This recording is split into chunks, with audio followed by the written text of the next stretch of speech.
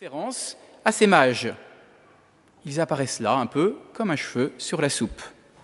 Alors pourquoi saint Matthieu a-t-il voulu raconter ces événements? Parce que son évangile s'adresse d'abord aux Juifs, qu'il veut amener à la foi au Christ, Messie et Seigneur. Il veut donner aux Juifs, qui se croyaient les vrais croyants, l'exemple de ces mages païens, l'exemple de leur foi. Et aujourd'hui, il veut faire la même chose avec nous. Nous ne sommes pas juifs, mais nous croyons aussi les vrais croyants. Alors, saint Matthieu veut nous donner l'exemple de ces mages païens et de leur foi extraordinaire. Aujourd'hui, la lecture de cet évangile doit nous servir de miroir à notre foi.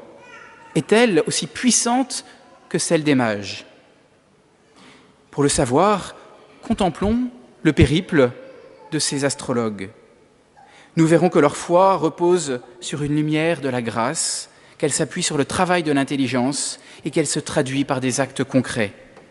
D'abord, la foi repose sur la lumière de la grâce. S'il y a bien quelque chose qui ressort de manière claire, évidente dans ce récit, c'est que la foi des mages est un don de Dieu. Ce qui les guide avant cette étoile visible, c'est évidemment une lumière intérieure et invisible que Dieu met dans leur cœur, la lumière de la foi qui agit sur eux du début à la fin comme un moteur puissant. Comment les mages auraient-ils pu, sans cette lumière de la foi, affirmer à Hérode qu'ils étaient venus adorer le roi des Juifs? On ne lit pas cela dans une étoile. Comment aurait-il pu, sans cette lumière, persévérer alors que l'étoile avait disparu et qu'il se retrouvait devant la fourberie d'Hérode? Comment aurait-il pu, sans cette lumière, ne pas être déçu en trouvant, en guise de roi des Juifs, un petit bébé couché pauvrement dans une étable? Oui, c'est bien la foi, le don de la foi, le don de cette lumière intérieure qui les a guidés du début à la fin. Mes frères bien-aimés, le périple des mages est la preuve que la foi est un don de Dieu et que ce don est puissant. Parce que rien ne prédestinait ces mages à croire, rien dans leur entourage païen ne permettait qu'ils puissent un jour reconnaître Jésus comme vrai Dieu. Ils n'avaient pas encore vu les miracles du Christ, ils n'avaient pas derrière eux 2000 ans d'histoire de l'Église pour les pousser à croire. Et c'est pourtant eux qui deviennent, après la Sainte Vierge, Saint Joseph et les bergers, les premiers adorateurs de Jésus, les premiers adorateurs en esprit et en vérité. Les mages sont la preuve que la foi est d'abord un don de Dieu qui appelle. Et si cette foi est un don de Dieu, un don gratuit, il faut demander ce don et il faut rendre grâce pour ce don. Le demander d'abord, avec la certitude que Dieu peut créer un vaste mouvement de retour à la foi dans notre Occident qui se perd. On a entendu la première lecture où toutes les nations accouraient. Mais ne croyez-vous pas que Dieu a envie que toutes les nations accourent à nouveau pour adorer le vrai Dieu? Dieu a ce désir très fort et il peut, de sa toute-puissance, remettre ce don de la foi dans notre pays et dans notre Occident. Il faut certes des évangélisateurs pour annoncer, parce que la foi vient de ce que l'on entend, nous dit saint Paul, mais il faut aussi des intercesseurs, il faut des hommes de prière qui demandent sans relâche à Dieu de faire le don de la foi à ceux que nous connaissons et qui ne croient pas ou plus. Nous en connaissons tous autour de nous. Est-ce que nous pensons à demander pour eux le don de la foi, ce don qui est gratuit?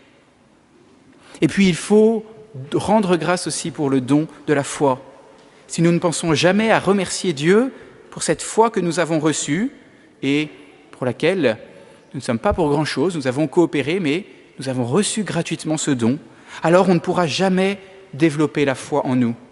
Et surtout, si nous ne pensons jamais à remercier pour ce don gratuit, alors peu à peu nous nous mettrons à juger ceux qui n'ont pas la foi, qui nous entourent, et on dira « Ah, eux n'ont pas la foi, nous l'avons », avec un sentiment pharisien de supériorité, à l'opposé de ce que demande l'Évangile.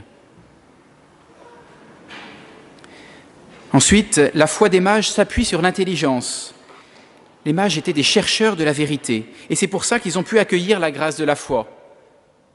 Des chercheurs d'abord. Ils ne passaient pas leur temps à se divertir, à gérer tranquillement leur quotidien ou leur richesse, ou à avoir des discussions de salon, mais ils se donnaient du mal pour essayer de comprendre et d'approfondir les signes. Et c'était ensuite des chercheurs de la vérité.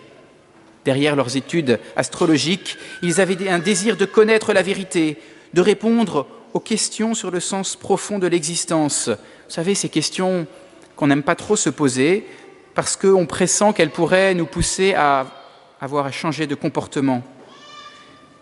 Sans cette recherche de la vérité, les mages n'auraient pas vu dans cette étoile l'appel à quitter leur pays pour aller à la rencontre de ce mystérieux roi des Juifs.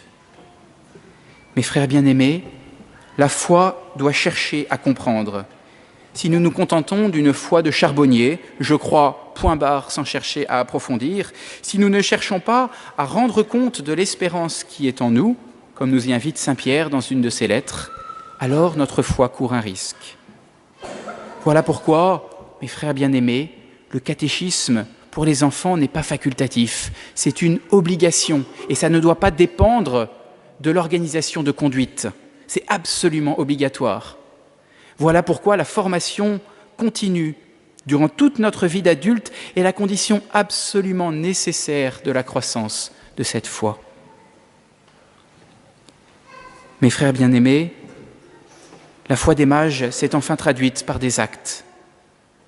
Tout le long périple des mages s'achève par un acte d'adoration et une triple offrande. Et c'est dans ces actes concrets que se révèle la foi.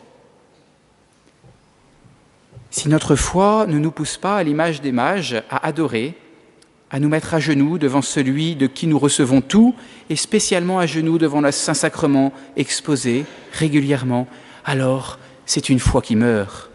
Si notre foi ne nous pousse pas à donner de notre or, c'est-à-dire de notre argent, de la nourriture, de notre sourire aux plus pauvres, en qui le Christ est présent, c'est une foi qui meurt. Si notre foi ne nous pousse pas à offrir l'encens, c'est-à-dire notre prière quotidienne, en couple, en famille et personnelle, alors c'est une foi qui meurt. Si notre foi ne nous pousse pas à offrir la myrrhe, c'est-à-dire à unir nos souffrances et contrariétés quotidiennes aux souffrances du Christ pour les offrir au Père, alors c'est une foi qui meurt. Mes frères bien-aimés, dans ces actes extérieurs, nous avons un thermomètre, un baromètre de notre foi. Au ciel, quand nous arriverons au moment du jugement, Jésus nous dira « Est-ce que tu as cru en moi ? Celui qui croit en moi sera sauvé. » Et pour lui répondre, il ne faudra pas simplement lui montrer notre certificat de baptême, le nom de la paroisse traditionnelle dans laquelle nous avons pratiqué, ni le milieu social dans lequel nous avons grandi. Il faudra lui présenter nos actes d'adoration, notre or, notre encens et notre myrrhe. Mes frères bien-aimés, la foi est un don, la foi cherche à comprendre et la foi se traduit en actes concrets. C'est cela que les mages nous révèlent aujourd'hui. Et après cette expérience, ils sont repartis par un autre chemin. Évidemment, pour échapper à Hérode, mais surtout parce que leur chemin était dès lors transfiguré par leur acte de foi, leur acte d'adoration, leur acte d'offrande.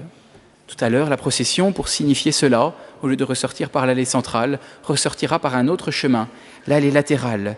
Puissions-nous, nous aussi, quitter cette Église aujourd'hui par un autre chemin, transformé par le désir d'une foi plus intense. Amen. Au nom du Père et du Fils et du Saint-Esprit. Amen.